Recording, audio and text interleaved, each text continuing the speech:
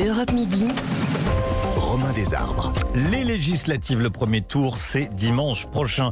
Pour les 11 circonscriptions des Français de l'étranger, le premier tour, c'était hier, c'était ce week-end. Emmanuel Valls a été éliminé dès le premier tour des législatives dans la 5e circonscription des Français de l'étranger, l'Espagne et le Portugal. Manuel Valls, soutien d'Emmanuel Macron. Est-ce que c'est une première alerte pour la majorité? On en parle avec vous au 39-21. Vous allez nous dire déjà si vous allez voter dimanche prochain, si vous savez pour qui vous allez voter ou pas. On est également avec Louis Dragnel, chef du service politique d'Europe 1, et Charles Sapin, journaliste politique au Figaro, auteur du livre Macron-Le Pen, le tango des fossoyeurs. Louis Dragnel, c'est une alerte pour la majorité, le fait que Manuel Valls soit éliminé dès le premier tour, ou vous dites que c'est anecdotique, que c'est très particulier ce vote? Moi je trouve que c'est assez particulier pour cette circonscription et la personnalité de Valls. Voilà, pour deux raisons. Le corps électoral est un peu particulier puisque ce sont les Français de l'étranger qui sont honnêtement pas très représentatifs de la société française. Ouais. Voilà, après, au lendemain du vrai premier tour et du vrai second tour, en métropole et en outre-mer, peut-être que ce que je dis, ça se révélera faux. Et la deuxième raison, c'est que quand on regarde qui est arrivé, les résultats de cette circonscription, donc Andorre, Monaco, l'Espagne, et bien donc en tête il y a le candidat de Jean-Luc Mélenchon, et juste après il y a le candidat dissident La République En Marche, donc le candidat d'ailleurs qui est le député sortant qui faisait partie de la majorité présidentielle, qui aujourd'hui est soutenu.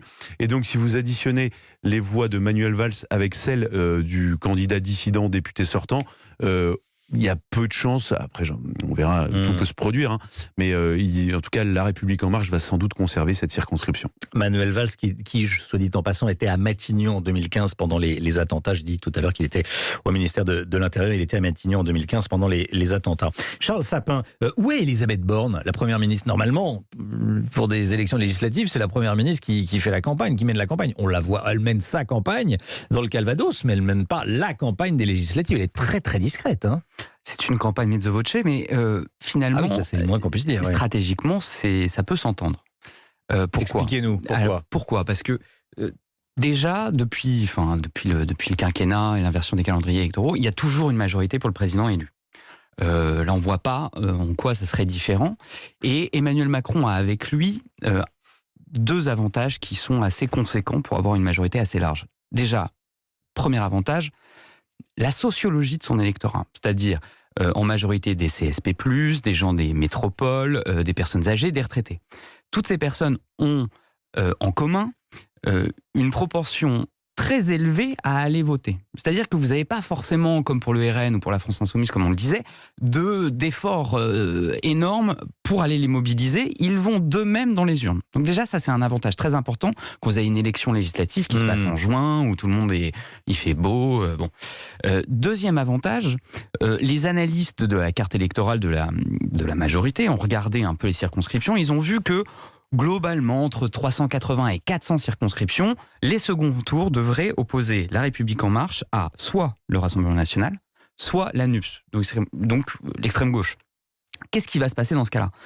On l'a vu à la présidentielle. C'est-à-dire que si vous avez un duel La République En Marche, Rassemblement National, toute la gauche, encore une fois, pour une énième fois, va aller voter pour En Marche en se pinçant le nez.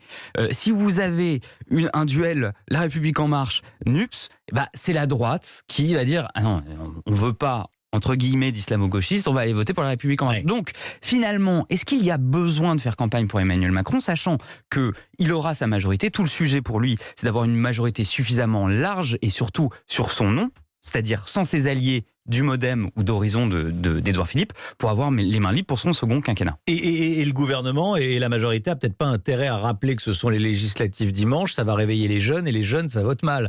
Alors... Je rigole évidemment, c'est ironique. Ça vote mal pour le président, pour le président. Oui, ça vote Rassemblement National ou LFI. Il y a deux versions. Il y a la version effectivement côté jardin, la version un peu positive qui était présentée par Charles Sapin, et il a parfaitement raison. Après, il y a côté court quand on regarde un peu ce qui se passe dans la coulisse. Elisabeth Borne, elle est confrontée à deux nouveaux défis. Elle est en train de faire sa mue sur deux aspects. Elle n'était pas du tout prédestinée à être Premier ministre. Elle est Premier ministre. Et la deuxième chose, c'est que c'est la première fois qu'elle se présente à une élection. Donc pour elle, il y a deux défis qui sont extrêmement important qu'elle doit relever. La deuxième chose, c'est que Emmanuel Macron en fait a passé beaucoup de temps parce qu'il a hésité dans le choix de son Premier ministre, ensuite dans la formation de la constitution de son gouvernement. Alors on peut présenter les choses comme le maître des horloges, la personne qui prend de la distance, qui veut surtout pas décider sous la pression. Et de l'autre côté, il y a aussi l'autre version, il y a des langues qui commencent à se délier autour du président, d'un président qui est un peu hésitant, qui a du mal à trancher, qui a du mal à voir les choses, qui a même du mal à sentir les sujets qu'il souhaite préempter, à donner la coloration de ce deuxième quinquennat. Et donc, je pense qu'il n'y a pas on peut pas présenter uniquement la version d'un président super stratège, qui fait tout ça de manière très calculée. Il y a une part un peu de subie. La chance qu'il a, c'est qu'en fait, et ça confirme ce que dit Charles Sapin, c'est que cet aspect-là que je décris ne se voit peu ou pas. Les Français ne s'y intéressent pas. Et pour l'instant, comme ils sont un peu lassés par la vie politique, eh bien, les CSP+, iront voter sans doute mécaniquement pour Emmanuel Macron. Et donc, Emmanuel Macron le sait et il se dit qu'il n'y a pas forcément besoin de s'affoler pour cette raison. Élie Gabriel est avec nous, entrepreneur en Seine-Saint-Denis. Bonjour Élie Gabriel. Bonjour. Merci d'avoir choisi Europe 1 pour passer votre mi-journée. Vous avez 29 ans, vous êtes entrepreneur. Oui. Vous avez fait le choix de LREM, vous, hein? Vous allez voter LREM. C'est ça, oui. LREM Renaissance, le nouveau parti qui va être créé après le législatif. Oui, j'ai fait ce choix-là. Pourquoi ? Parce que ils ont fait un très bon quinquennat. Ils ont fait de l'optimisation, on a moins de fiscalité. Le pays est plus libéré qu'avant, il est décloisonné. Moi, je pense que la France en avait besoin. C'est un vieux pays de tradition, mais c'est un pays qui doit avancer. Et, je pense que la nouvelle majorité qui s'est construite autour de Elisabeth Borne aura les épaules pour être pour être aussi entrepreneuse que la majorité précédente. Ouais. Pour corroborer ce que disait à l'instant Louis Dragnel, est-ce que vous vous qualifieriez de CSP+? Absolument pas. Non, moi je suis CSP+. Non, pas vraiment. Moi je suis plutôt technicien en bas de cadre, si vous voulez. Entre employé et cadre, mais je suis plutôt technicien. D'accord. Donc vous voulez donner une majorité au président de la République, vous dites qu'il a bien travaillé, qu'il a fait son job lors du premier mandat. Bon, oui, absolument. Merci beaucoup, Élie Gabriel. Vous savez pour qui vous allez voter dans une semaine, ce qui n'est pas le cas de tous les Français. J'ai une question à vous poser tous les deux. Louis Dragnel et Charles Sapin, le fiasco du Stade de France, ça va influencer le vote dimanche prochain ou pas ? Louis. Objectivement, je pense relativement peu. Maintenant, on s'habitue quand même à ces scènes. Alors, à chaque fois, ce sont des scènes nouvelles, mais une espèce de chronique de la violence quotidienne en France. Alors, sur le moment, ça crée une émotion énorme, tout le monde est choqué. Et puis, in fine, on revient sur des votes assez classiques. Ceux qui n'ont pas envie d'aller voter n'iront pas voter. Il y a un vote de classe aussi par rapport à la défense de ses intérêts particuliers.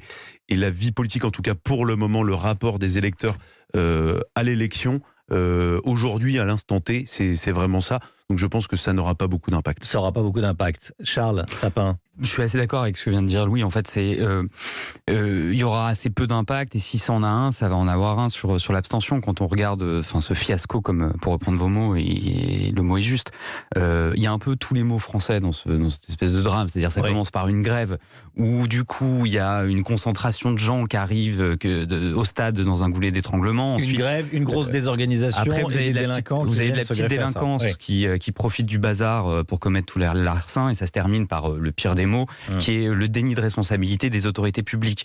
Bon, et ça nourrit, pour le voir dans le terrain, même dans les meetings, on en parle aux gens, ça nourrit une forme de fatalisme, d'usure démocratique. C'est-à-dire les gens se disent, mais allez voter, mais pourquoi faire, quoi.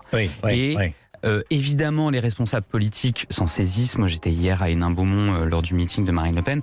Elle en a très longuement parlé. Maintenant, qu'est-ce qu'une députée d'opposition peut faire contre ça ? C'est assez compliqué. Merci à tous les deux. Charles Sapin du Figaro, je rappelle le titre de votre livre, hein. On le trouve encore, Macron-Le Pen. On le trouve encore. Dans les meilleures librairies. Macron-Le Pen, le tango des fossoyeurs aux éditions de l'Archipel. Merci beaucoup d'être venu dans Europe Midi aujourd'hui, journaliste politique au Figaro. Charles Sapin et puis Louis Dragnel, bien sûr, chef du service politique d'Europe 1 qu'on retrouve tous les jours. Merci Romain. Merci Louis, et merci surtout à vous tous qui avez appelé au 30 49 21. Je sais qu'il y a eu beaucoup d'appels et beaucoup de commentaires sur les réseaux sociaux. 12h55, on se retrouve demain pour un nouvel Europe Midi. Tout de suite, vous retrouvez Elisabeth Assayag pour la France Bouge. Bonne émission, Elisabeth. Merci Romain. À demain pour un nouvel Europe Midi.